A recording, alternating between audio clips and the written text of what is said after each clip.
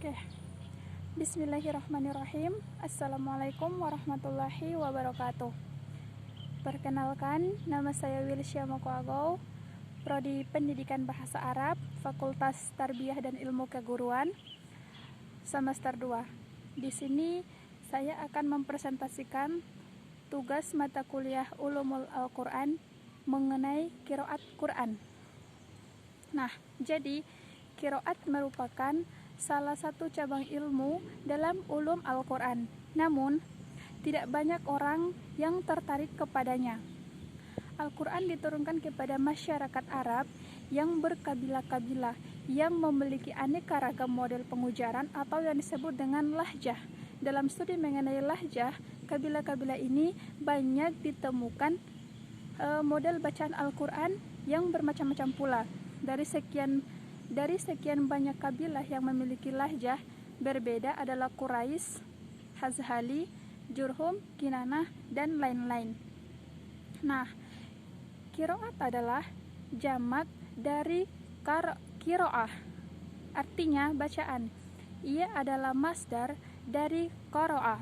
Dalam istilah keilmuan, qiraat adalah salah satu mazhab pembacaan Al-Quran yang dipakai oleh salah seorang imam qutro sebagai suatu mazhab yang berbeda dengan mazhab lainnya.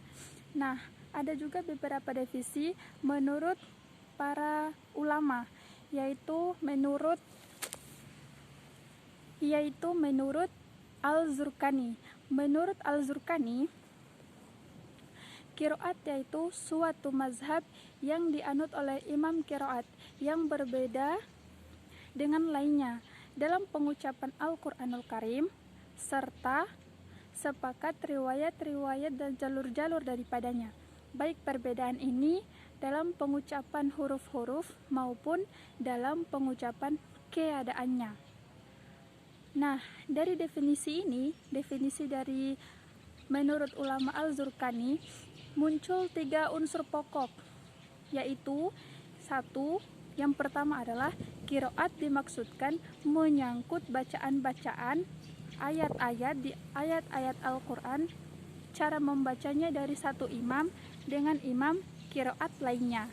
Nah, yang kedua, cara bacaan yang dianut dalam suatu mazhab qiraat didasarkan atas riwayat dan bahkan atas qiyas ataupun ijtihad.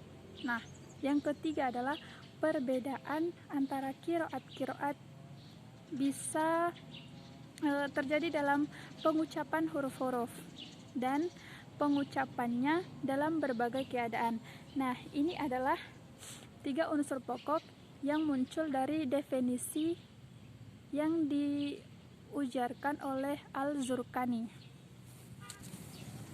Nah, menurut ulama Ibnu Al-Jazari, qiraat ini adalah pengetahuan tentang cara-cara melafazkan kalimat-kalimat Al-Quran dari perbedaannya dengan membedakannya kepada penukilnya. Qiraat ini didasarkan kepada sanad-sanad yang bersambung kepada Rasulullah Shallallahu Alaihi Wasallam dalam periode Qurra yang mengajarkan bacaan Al-Quran kepada orang-orang menurut cara mereka masing-masing adalah dengan berpedoman kepada masa para sahabat. Nah, itu adalah definisi dari para ilmuwan yang bernama Ibnu Al-Jazari. Nah, sekarang pembahasan selanjutnya adalah sejarah perkembangan ilmu qiraat. Nah, bahwasanya penduduk kota-kota besar atau para tabi'in membaca Al-Quran berdasarkan kepada mushaf yang dikirimkan kepada mereka. Di samping itu, mereka mempelajari Quran dari para sahabat yang menerima Al-Quran dari Rasul. Kemudian, mereka mengembangkannya ke dalam masyarakat sebagai ganti para sahabat. Nah, ada juga sahabat-sahabat Nabi terdiri dari beberapa golongan. Tiap-tiap golongan tersebut itu mempunyai lahjah yang berlainan satu sama lainnya. itu adalah sejarah perkembangan ilmu qiraat. Demikian kata setengah ahli ilmu, ada juga ahli ilmu yang berpendapat bahwasanya berlainan qiraat diterima dari wahyu. Ada juga sebagian ahli tahqiq. Ahli tahqiq di sini berpendapat bahwa berlainan qiraat itu bukan diterima oleh masing-masing golongan Arab. Nah, untuk menghindari umat dari kekeliruan, berusahalah ulama-ulama. Artinya ulama-ulama besar berusaha menerangkan mana yang hak dan mana yang batil. Mereka mengumpulkan huruf dan qiraat dan membedakan yang syadz antara yang sahih maupun yang tidak sahih. Maka segala qiraat yang dapat disesuai dengan bahasa Arab dan dapat disesuai dengan salah satu mushaf Utsmani serta sah pula sanadnya. Nah, dipandang qiraat yang termasuk ke dalam qiraat yang 7, baik diterimanya dari imam yang 10 atau dari yang lain. Itu adalah sejarah perkembangannya ilmu qiraat. Nah, selanjutnya yaitu pembagian qiraat dan macam-macamnya. Jadi, qiraat ini juga ada bagian yang tertentu dan macam-macamnya.